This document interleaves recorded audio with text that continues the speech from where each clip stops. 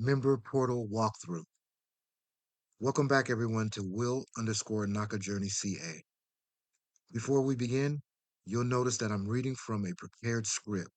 That's intentional. My goal is accuracy, clarity, and consistency so the information presented is as complete and useful as possible. I am not affiliated with or employed by NACA. I'm simply documenting my own experience, research, and understanding of the process as I move through it myself. In today's video, we're walking through the NACA Member Portal step by step. We'll go through the major sections inside the navigation menu, what information is being requested, how the portal is organized, and what the overall process looks like from the member side. As I continue through this journey, I'll also be documenting research, housing searches, strategy discussions, REO opportunities, occupancy questions, and everything involved with navigating affordable home ownership here in California.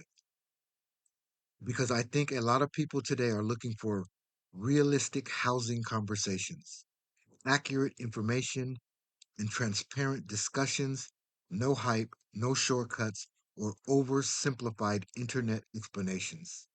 So, with that said, let's get into it.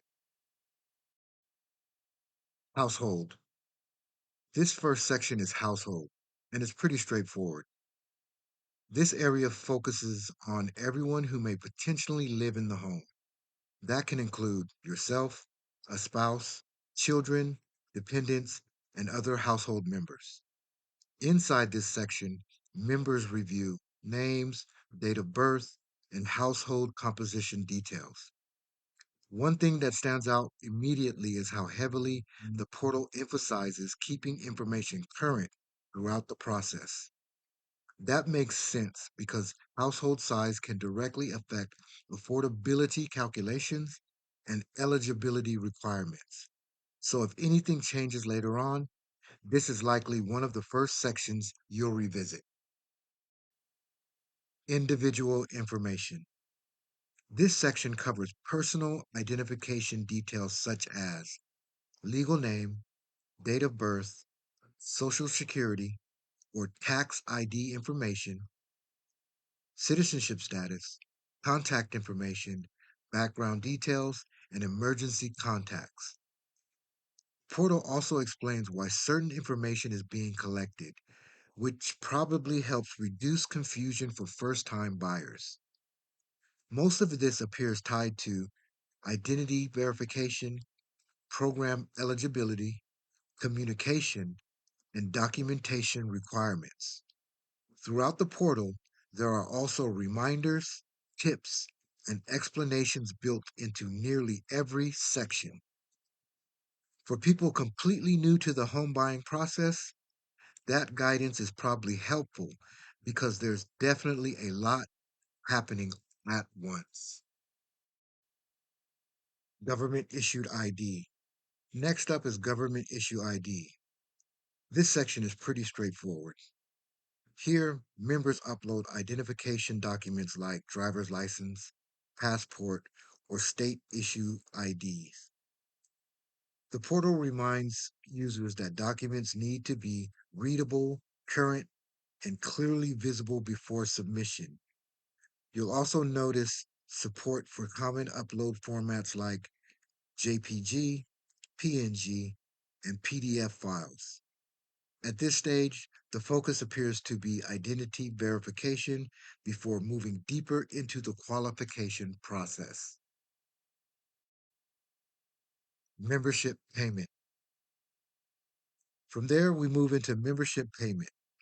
This section handles payments related to membership processing and credit report requests. In the screenshot shown here, you can see the portal displaying a credit report data fee. The layout itself is fairly simple. Review the item, select quantity, submit payment, then receive confirmation. The portal also walks members through payment methods, payment history, and the overall payment process. So far, The system feels very structured and easy to follow. Financial institutions. Now we move into one of the more important financial sections, financial institutions. This is where members securely connect bank accounts and financial institutions to the portal. A financial institution can include things like personal checking account, personal savings accounts, credit union accounts, investment accounts, retirement accounts, brokerage accounts, business bank accounts. The goal is to provide a complete picture of your financial activity, account balances, and available assets. The system walks users through adding institutions, linking accounts, refreshing account data, and reviewing balances. One issue I personally encountered was that one of my financial institutions was not initially listed within the portal. After reaching out to my NACA counselor, I was provided with contact information for a support representative who assists members with member portal questions and technical issues. The support representative helped me resolve the issue and get the account connected successfully. So if you don't see your bank account, credit union, brokerage account, or other financial institution listed, don't panic. Contact your counselor and ask for assistance. In my experience, both my counselor and support representative were very responsive whenever I had questions. While response times may vary depending on workload and availability, I personally received calls fairly quickly and was able to get the help I needed without significant delays. Security is clearly emphasized here, which makes sense considering sensitive banking information is involved. There are repeated reminders about keeping account information current, maintaining active connections, and ensuring linked accounts remain accurate throughout the process. As with many areas of the portal, accuracy and up to date information appears to be very important throughout the qualification process. Voter registration. Next is voter registration. This section appears to help verify voter registration status when applicable. According to the portal, this may connect to identity verification requirements and certain eligibility steps. If registration can't be verified automatically, members may need to upload supporting documentation manually. Like the rest of the portal, the process is highly instructional. Users are guided through verification, document uploads, review steps, and confirmation. So even though the process may sound intimidating at first, the system appears designed to walk users through it carefully. Participation. Next is participation activities. This section feels much more community oriented compared to financial sections. Here, members can document ways they can participate in or support NACA related activities. Examples shown include community outreach, social media participation, volunteering, workshops, and referrals. There's also space to upload supporting information if needed. One interesting thing about this section is how much emphasis the overall model appears to place on community involvement, not just mortgage qualification alone. Skills. The next section is skills.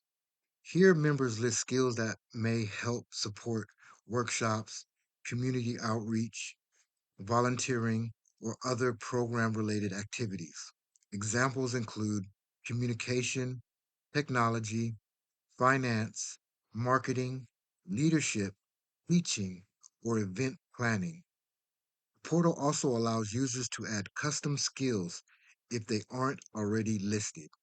Again, this reinforces the idea that the program encourages community participation alongside the home buying process itself. Funds. Now we move into funds. This section focuses on the member's overall financial picture. Users can link financial accounts, manually enter accounts, review balances, and estimate available funds. Portal also notes that some information may remain incomplete until reviewed during counseling or intake appointments. One consistent theme throughout this section is the importance of keeping balances and financial information current. And realistically, this feels like one of the areas where smaller financial details can become very important later in the process. Rental information. Next is rental information. This area focuses heavily on housing history and rent verification. The portal asks for details like rental addresses, landlord information, lease dates, monthly rent amounts, and verification details. There are also sections related to owned properties, living arrangements with family or friends, and housing voucher documentation when applicable. The workflow here is very structured. Add addresses, provide details, verify rent history, uploading, supporting documents if needed. Based on how this section is organized, it appears closely tied to evaluating payment history and overall housing stability. Income. Next up is income. This section breaks income down into categories such as W 2 employment, self employment, and additional income sources. Members can add, edit, or remove income information throughout the process. Additional income examples may include child support, alimony, disability benefits, rental income, or unemployment benefits. You'll also notice status indicators showing whether information is complete, pending, or still under review. This is probably one of the most important sections in the portal because income documentation directly impacts affordability calculations and qualification review. So keeping everything organized here seems extremely important. Credit data. Now we move into credit data. This section deals with credit report requests, credit synchronization, and financial data processing. The portal explains available credits, credit request history, purchase history, and synchronization activity. There are also reminders that syncing financial information can sometimes take several minutes depending on connected accounts and transaction history. This section appears closely connected to credit evaluation, qualification review, and payment history analysis. And realistically, this is probably one of the areas where many buyers feel the most pressure during the process. Late payments. Next is late payments. This section appears to pull information directly from the credit report itself. That can include credit cards, loans, collections, or other reported late payment activities. The portal notes that this information is generally for review purposes and may not be editable directly within this section. So if incorrect information appears, members may need to dispute inaccuracies directly through the credit bureaus. The system also emphasizes the importance of maintaining consistent on time payments moving forward. And depending on the overall financial profile, this section could play a major role during evaluation. Taxes. And finally, the tax section. This is where members upload recent federal tax returns and tax transcripts. The portal explains which years are required, acceptable upload formats, and why tax documentation matters during qualification review. Typically, they appear to request full tax returns, including schedules, along with official tax transcripts.